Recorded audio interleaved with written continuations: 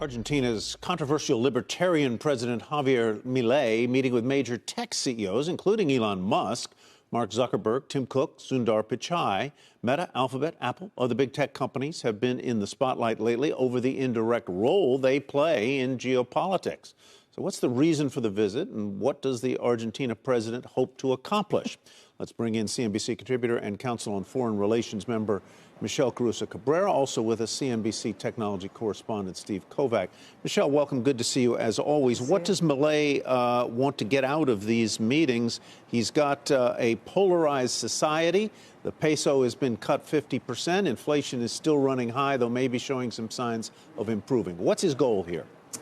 He loves technology, loves it, and very much wants Argentina to be what he says is the Silicon Valley of Latin America or the Israel of Latin America in terms of technology, wants to burnish his image. He's getting very, very impressive meetings, which many other foreign leaders would like to get, and he'd also love to get a lot more foreign direct investment into Argentina because he desperately needs the dollars to be invested in Argentina to address a lot of the issues that you're talking about, Tyler, and the things that he's trying to change about Argentina. Steve, can he get what he wants?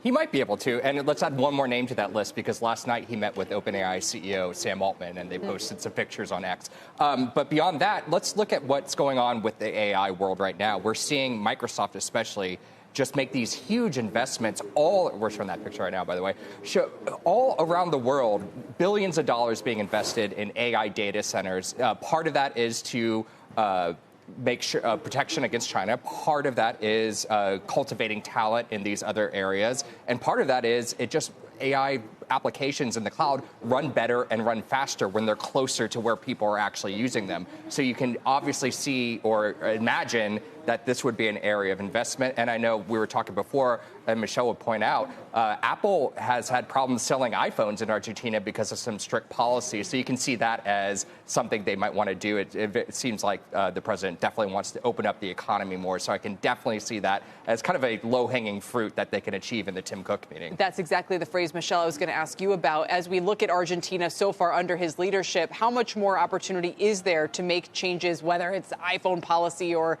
with tech broadly speaking? How much impact can he have in the very near term? If he's successful, it will be dramatic. He's already actually been quite successful in combating inflation. The central bank's been able to lower interest rates from 133% from when he took office to now only 50%.